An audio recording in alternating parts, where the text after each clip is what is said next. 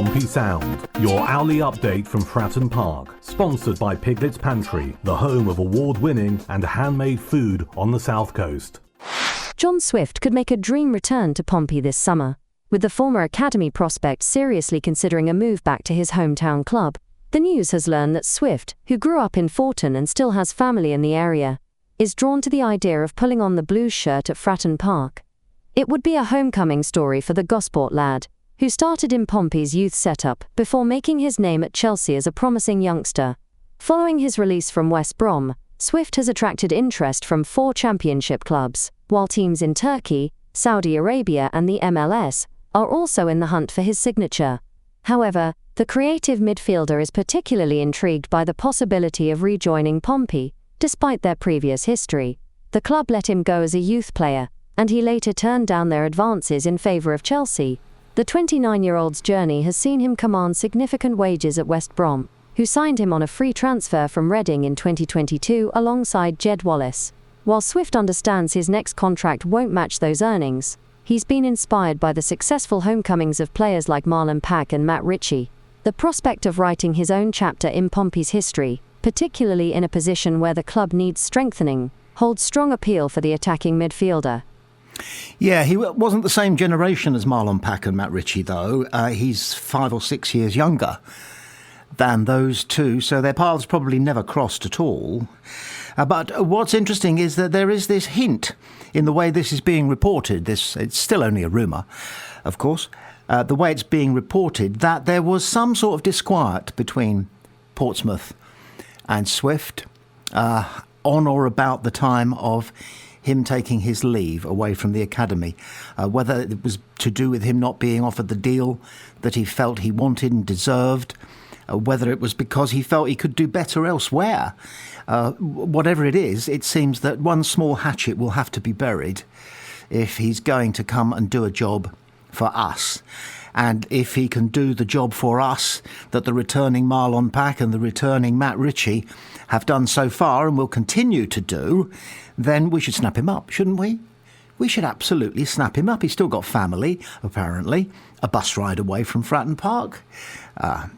We know, well, the grapevine told us that part of Marlon Pack's negotiation with Pompey when he came was that he wanted a busload of seats for his family in the stands, the family bit where players' families watch the game from. It's I think it's the corner between the Fratton end and the south stand, is it? I think. So anyway, he would surely be a good addition. I mean, West Brom are no mugs. They're presumably filling his boots already and looking to the fact that he's 29 and they've had 3 years of him. But West Brom are no mugs. If he performed a job for them, it's a job he could perform for us this coming season and maybe the season after it as well, because as I said at the beginning, 29 nowadays is absolutely nothing. It's no age.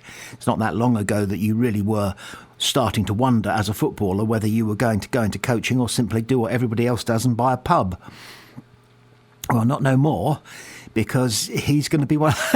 if he comes and they give him a peg in between Pack and Ritchie to hang his designer jacket on, he'll be the new kid on the block. Hey, we await with growing interest and anticipation the beginnings of activities for Pompey in the transfer market. Jonathan John Tomkinson, born in 2002, has carved out an interesting path in professional soccer. The American defender played for Ross County in Scotland's top flight, though he's technically still on Norwich City's books, but is released today. Tomkinson's journey is a testament to his versatility. He started as a midfielder and even spent time on the wing with FC Dallas Academy, before finding his home as a centre-back during an unexpected defensive shortage. In 2019, he made the leap across the pond to join Norwich City's youth setup, eventually earning his first pro contract with the club in early 2022. His professional debut came in dramatic fashion during an EFL Cup match against Birmingham City in August 2022. Despite scoring an unfortunate own goal, his team prevailed on penalties. Since then, Tomkinson has gained valuable experience through loan spells at Stevenage, Bradford City, and most recently, Ross County in Scotland. On the international stage, Tompkinson has represented the US at various youth levels, starting with the under-17s. His progression caught the eye of the under-23 national team, who called him up for friendlies against Mexico and Japan in late 2023. Though Norwich City has announced they'll part ways with Tompkinson, his development continues as he looks to establish himself in football elsewhere. OK, it's a rumour. It's one worth chewing on. He ticks a lot of boxes. He's young. He's international. We like that. The Messinos have connections with the United States of America. They know the lie of the land. He's versatile. That's the big box he ticks. He can play centre-back, midfield, or on the wing. At 6'4", playing on the right wing, well, you're a force coming on at the back post when the ball comes over from the left, Josh, if you're listening. So Tompkinson, we may well have a look at him. We can do that close season. He won't cost us anything apart from some wages. And if he has the ability to develop, if he has that key potential, then we'd rate Tompkinson a possibility. We're going to start marking some of these rumours out of 10, and I was first tempted to go about 3.5 to 4 for the Tompkinson rumour, but having talked it out loud with myself, I'm going, it's more like a 5.5 to a 6. He's definitely somebody that somebody in recruitment at Fratton Park are having a look at. Jonathan John Tompkinson. Looking back at his time at Fratton Park, former Portsmouth striker Kusini Yengi has mixed emotions. While he treasures his memories from the club, the 26-year-old Aussie admits feeling let down by how things ended last season. After Pompey decided not to extend his contract in May, Yengi landed on his feet with a move to Aberdeen, trading the English South Coast for Scotland. During his Portsmouth career, he netted 13 goals in 45 games, with a couple of assists to his name. Portsmouth will always hold a special place in my heart, Yengi shared with BBC Radio Solent. The thought of bringing my future kids to Fratton Park one day, showing them where their dad played, that means everything to me. The fans were incredible, and I was lucky to work with such amazing teammates and staff. We achieved so much together, especially in that first year. Yengi's initial season under John Mousinho was a dream run. 13 goals in 31 appearances helped fire Pompey to promotion. But his championship campaign was a different story, with injuries limiting him to just 14 appearances and no goals. Opening up about his departure, Yengi revealed, "It still feels surreal that I'm leaving. The whole thing was pretty unexpected. I actually found out around the same time as everyone else. They'd initially said they'd extend my deal, but then they contacted my agent to say otherwise. It's been tough. Injuries really held me back this season, and I couldn't match what I'd done the year before.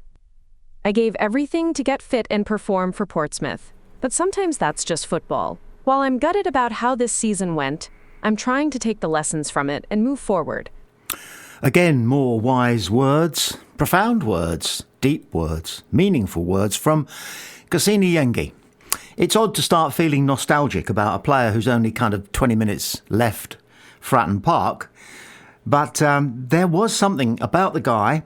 He had a presence, and I think we could all agree that the percentage by which he just fell short was very small. It was a single-digit percentage. It might only have been 3%. And what was that?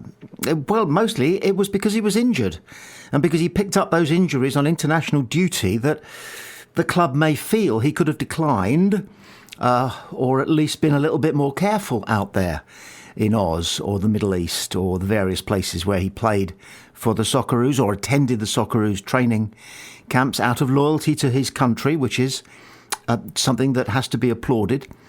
Kusini Yengi just continues to play absolutely footsure off the field. He was pretty footsure on the field. If he'd taken off, I mean, the nostalgia that we're starting to feel for him, you compare that with, for example, John Marquis, who frustrated in similar ways to Kusini Yengi, not quite enough goals, not quite good enough at holding the ball up. But when he went, it was so long and thanks for all the fish. But Yengi continues to make the right noises about Portsmouth, saying that he hopes one day to bring his children to Fratton Park and say, your dad played here. That is a powerful piece of prose. Well done. Good on you, fella. And we'll be keeping an eye on you. We hope you score a few goals. You can't do us any harm up at Aberdeen. Hopefully.